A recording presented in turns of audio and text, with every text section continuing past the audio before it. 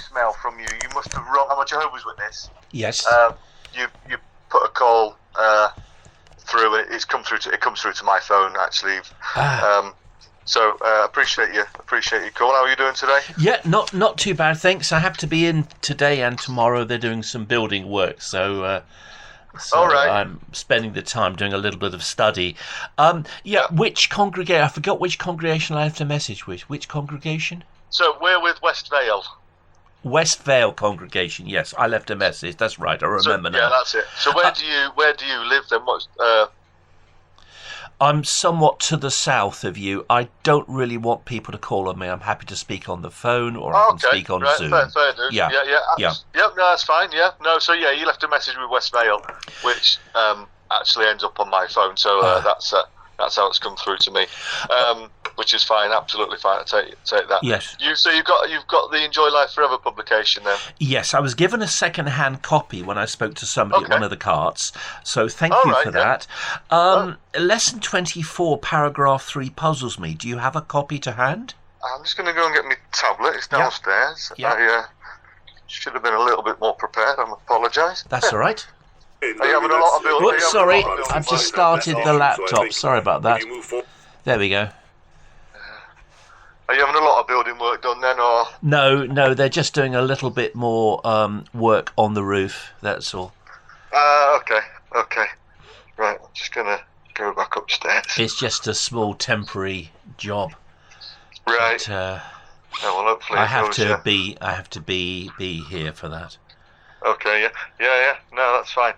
So have you read all of up to chapter 24 then, or did you sort of pick on that one particularly? I picked on a few that I found interesting. This is one of them. It's lesson 24 on page 99, paragraph 3. Yeah. Do you want to read it, or shall I? No, carry on, yeah, that's fine. Satan and the demons mislead many people through demonism or spiritism, which is the bad practice of trying to communicate with spirits. For example, some people consult astrologers, fortune tellers, psychics and witch doctors.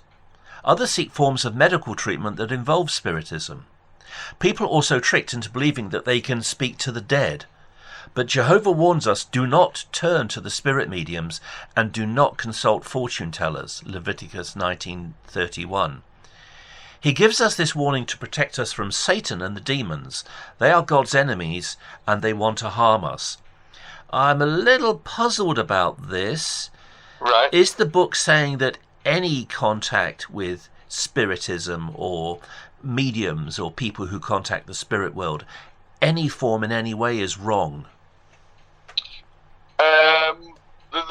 The short answer to that would be yes, it is.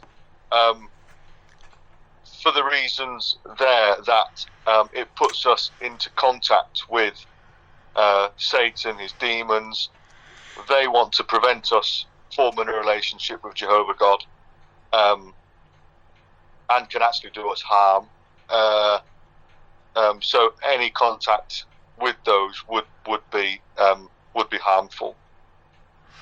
I managed to get from a second-hand shop a copy of your Kingdom Interlinear translation, the blue edition of the Kingdom Interlinear translation. Yeah. In Appendix 2A, on page 1139, it quotes John S. Thompson, a famous occultist, from about 200 years ago, from the early 19th century, and his work, the Monotesauron, he contacted spirits in seances. Right. And he was told that John 1:1 shouldn't read the word was God. The spirits told him it should rather read the word was a God. Right. And so that's why it's quoted in Appendix 2A of your blue edition of the Kingdom Interlinear translation, where he was an occultist. Why is the Watchtower appealing to an occultist to support your Bible translation? I have to say, I'm just going to have a look. You're more familiar with that. Well, I know obviously the thing. I'm just getting an interlinear translation off the shelf.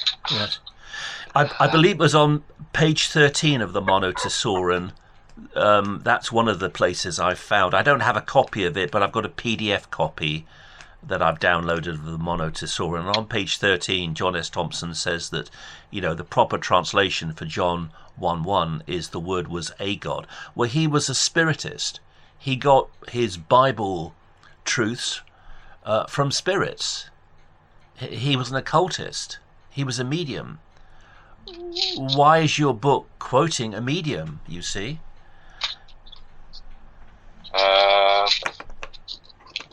I'm just having a look. I'm just trying to find the sure. pen now. Sorry. Oops. Just dropped the phone. 2S, 1B, 2A.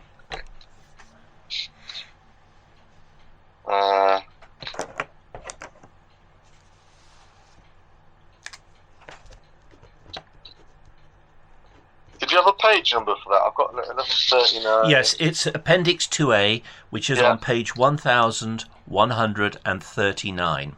Okay, yeah. I'll just try to find whether...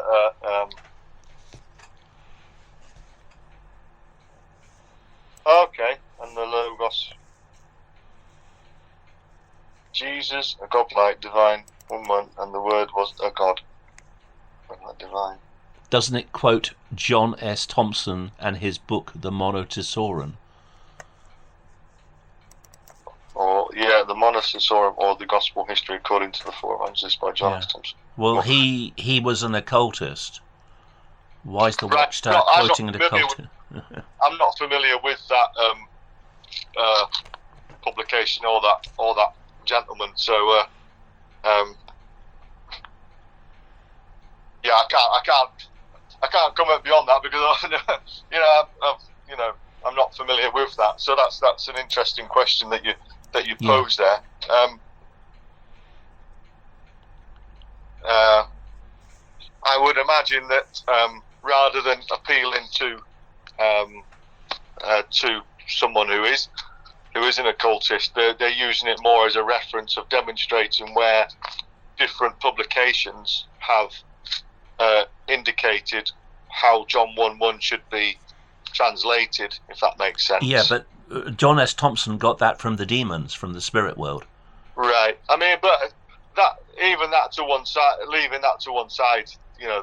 the translation of John 1:1 is still what it should be, and I think that's really. Hold on. Do you have a PhD in Greek?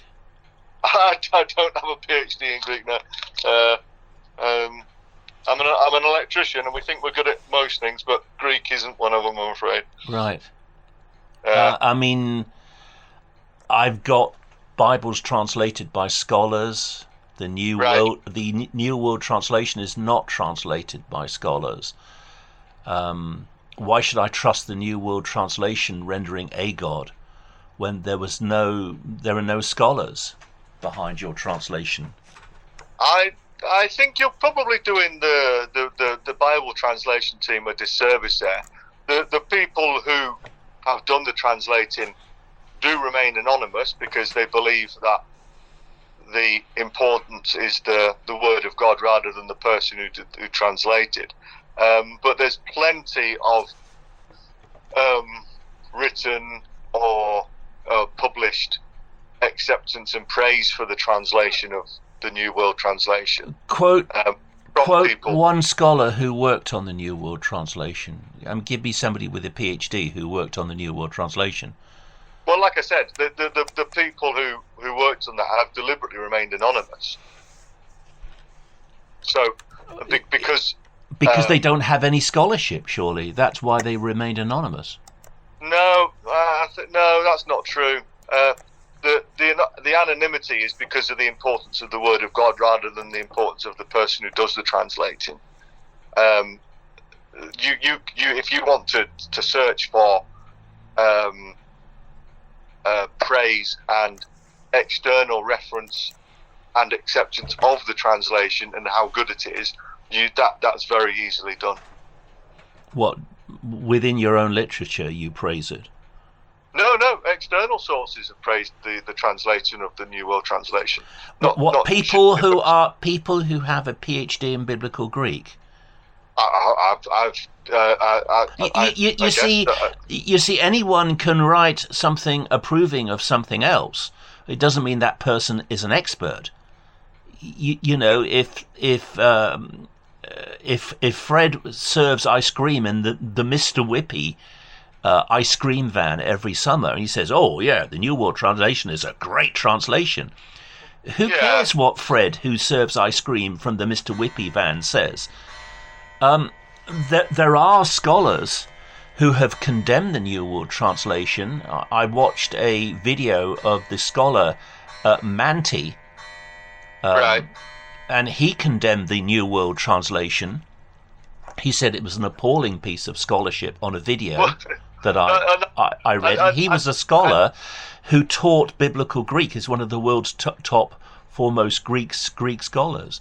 Right, and I'm sure that gentleman is more than welcome to his opinion, but I'm 100% certain that I could within just a few minutes find another external scholar who praises the translation, and then. But is that a scholar of biblical Greek, or is that a scholar of sociology, or a scholar of history, or a scholar of archaeology, or just Fred who works at the Mr. Whippy van? You know. No, and I think you do us as an organisation and me personally a disservice to think that I would just accept that kind of thing. Now, I am more than willing to accept that your man who you just quoted doesn't like the translation of it, in the same way that one person doesn't like Charles Dickens, but I actually do like Charles Dickens. You know, you pay your money, you take your chance with these things, and that's not being flippant. I work as an electrician, and I absolutely guarantee you'll find another electrician that slates my work, and you'll find another electrician that praises my work. All of us equally qualified. That's just the way that these things are, isn't it? The 5 people who worked on the New World Translation, the Greek scriptures published 1950, and the whole Bible published in 1960, we know their names. Fred W. Franz was the head translator. Right. Fred W. Franz did do 1 year of university study from 1913 to 1914. I forget the name of the university. Could have been Cincinnati, maybe, but I'm not too sure. Does it? But none of them had any scholarship in biblical Greek or Hebrew. The names of the translators were Fred W. Franz, he was the head translator, Nathan Homanor, the president.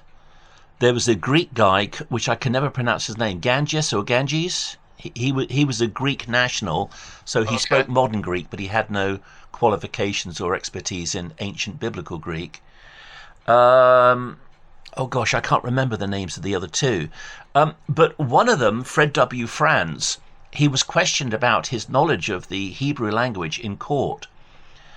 It's mentioned in the 1973 yearbook, from page 133 to 135. It's a trial which is called the Douglas Walsh trial. Douglas Walsh was a Jehovah's Witness who went on trial in 1954 because he refused to join the British military. He refused to be conscripted. He said he was a minister, and as a minister he was exempted from military subscription. So he went on trial, and Fred W. Franz, the second after Nathan Homanor, the sort of deputy president of the Watchtower, he flew to Scotland as a defence witness on the Douglas Walsh trial. And I've got the court transcript. On page 7, Fred W. Franz was asked by the prosecuting barrister, "I think you are able to read and follow the Bible in Hebrew, Greek, Latin, Spanish, Portuguese, German and French." Answer from Franz, yes. Now, Franz was an intelligent man. He was self-educated, and he was certainly smart. He spoke several modern European languages, with a very thick Brooklyn accent, but he was an educated, he was a self-educated, smart man. But then later on, in the court transcript on page 102, he was asked to translate from English into Hebrew aloud for the court, and he said he couldn't do that. He was asked by the prosecution barrister, I think we come to the name Jehovah in the 4th verse, don't we, of the 2nd chapter of Genesis, page 34. Answer from Franz, yes. Barrister, you yourself read and speak Hebrew, do you? Answer from Franz, I do not speak Hebrew. So he perjured himself in court. He said he did speak. I don't quite understand the point that you're trying to make here. Whether if you don't like the New World Translation, then that is entirely your prerogative. No, it's not a case of liking. It's a case of, what I'm trying to do is to prove. It actually is a case of liking or not liking, because if you're gonna quote to me someone who doesn't like the New World Translation and thinks it's a poor translation, I would quite easily go and find someone who does, and then it's a matter of you're paying your money and you take your chance. Well, what I'm trying to do is to prove something, to give you evidence, not an opinion. I don't really wish to listen to your evidence, because I'm very happy with what. And I genuinely thought I was returning a call of someone who had a question, rather than someone who was looking to subvert my own belief and faith. Well, you can't subvert something that is the truth.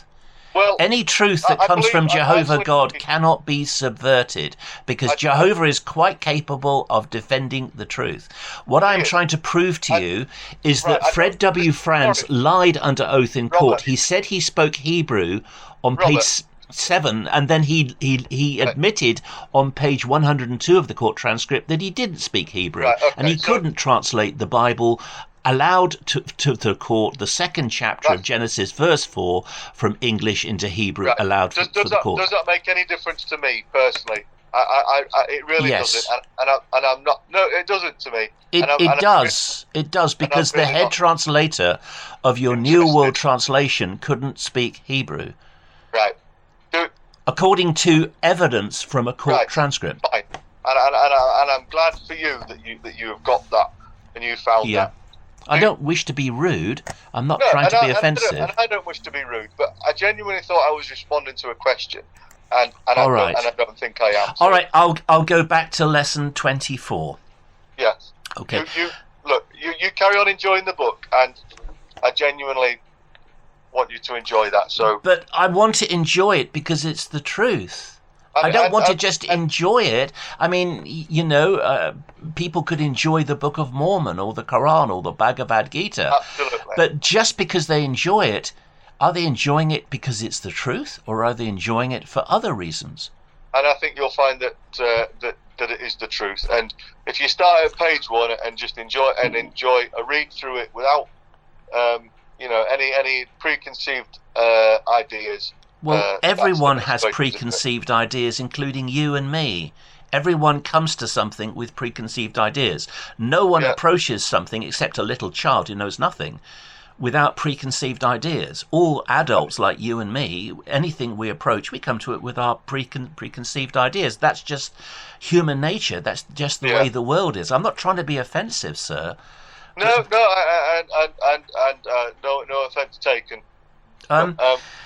Unless you have a genuine. All right, it's lesson 24. I have found that the biblical author Johannes Grieber is quoted in your literature. Right. The Aid to Bible Understanding, 1134, 1669. The Word Who Is He according to John on page 5, and other references from the 1950s to the 1970s. For 20 years, Johannes Grieber was quoted in numerous Watchtower articles. Now, Johannes Grieber was a defrocked Catholic priest who became a spiritist. He had seances where he contacted the spirits, and he wrote his own Bible, the Johannes Grieber translation, which is quoted in your Jehovah's Witness literature for 20 years. And in the Johannes Grieber Bible, the spirits told him that John 1:1 should read, and the Word was a God. And so for 20 years, Johannes Grieber, this defrocked Catholic priest, was quoted as an authority. And I wonder, without looking, without having had a look, is he still quoted today? It may well be that they've decided that was a mistake, that they shouldn't have been using him. But it doesn't alter the fact that John 1:1 is translated correctly. I mean, if you don't want to believe it's translated correctly, that is entirely your belief. Can you give me evidence to support the New World Translation of John 1:1 and the word was a God, other than quoting occultists and spiritists like John S. Thompson and Johannes Grieber? So take Thompson's reference away from that appendix in the Kingdom Interlinear, and off the top of my head, just having a quick look, you've probably got about 8 or 9 other references, Thompson aside.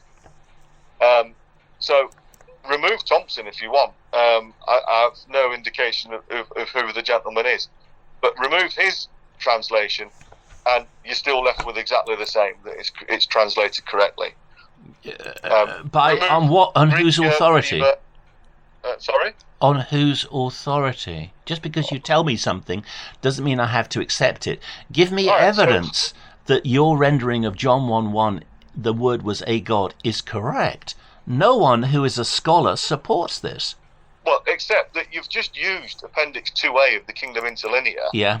One of the references in there you take objection to. Well, remove that reference, and you're still left with, off the top of my head, about 8 other references which say the same thing. No, they don't. Well, no, they do, because I've just looked at the Appendix 2A, and there's about 8 or 9 references there. Let's deal with the first one.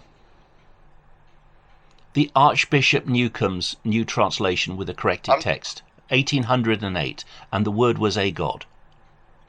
Look, but I can only deal with things one at a time. I can't. You can't tell me look at several things, 7 or 8 things all at the same time. I can only deal with one thing at a time. So, looking at the list of Appendix 2A, the first one is dated 1808, and the word was a God.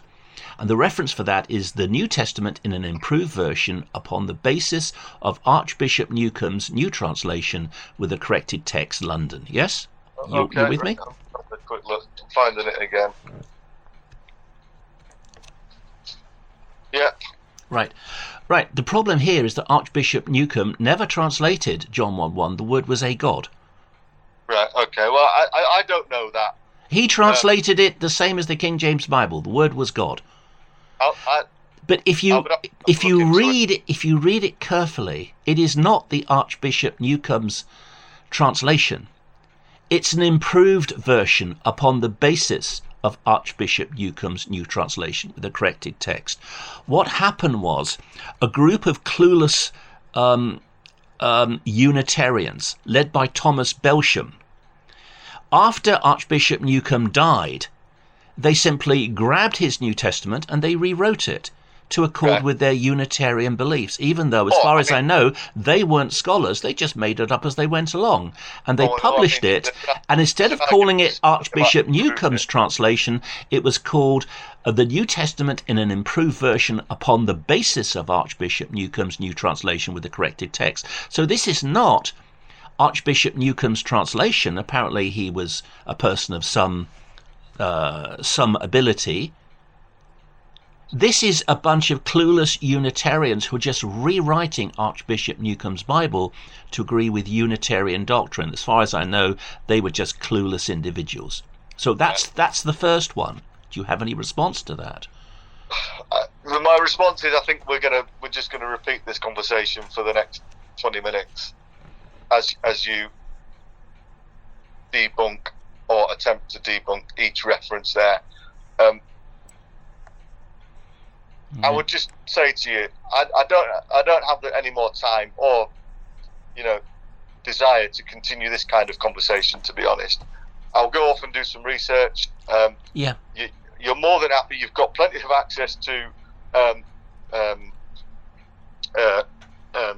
our publications.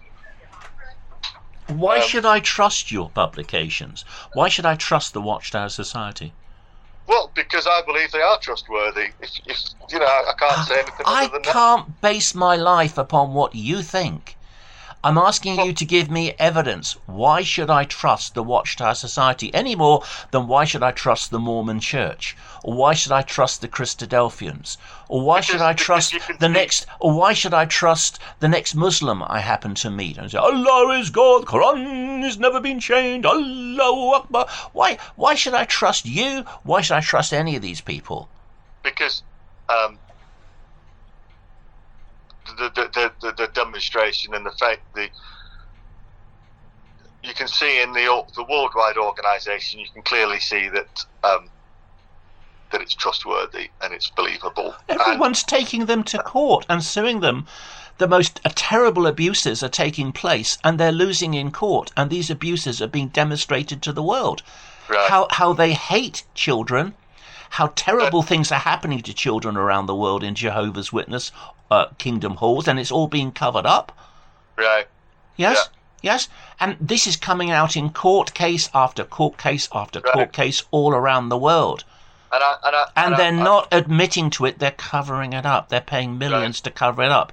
Because when they settle out of court, there's always a gag order.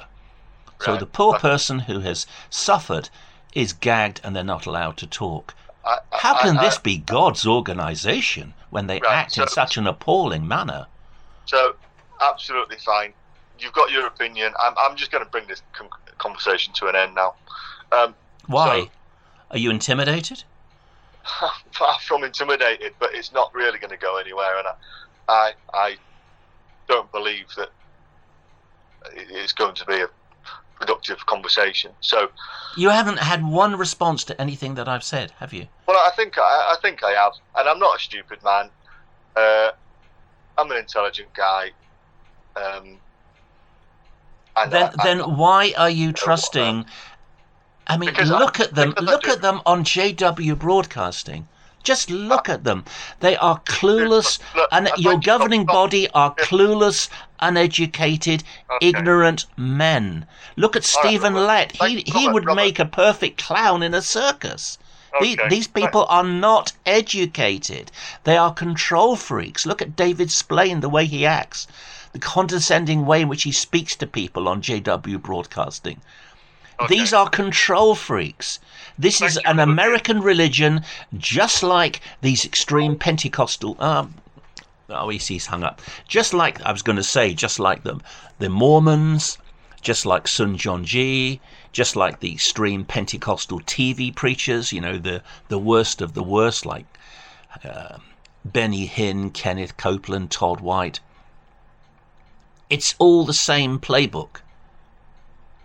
It's produced some shiny, glossy literature, get people involved in a group, get them active, and after a few years, they've invested so much in this organisation, giving their free labour in their free time, that they can't really give it up because they don't want to admit that they've been duped, that it's all fake.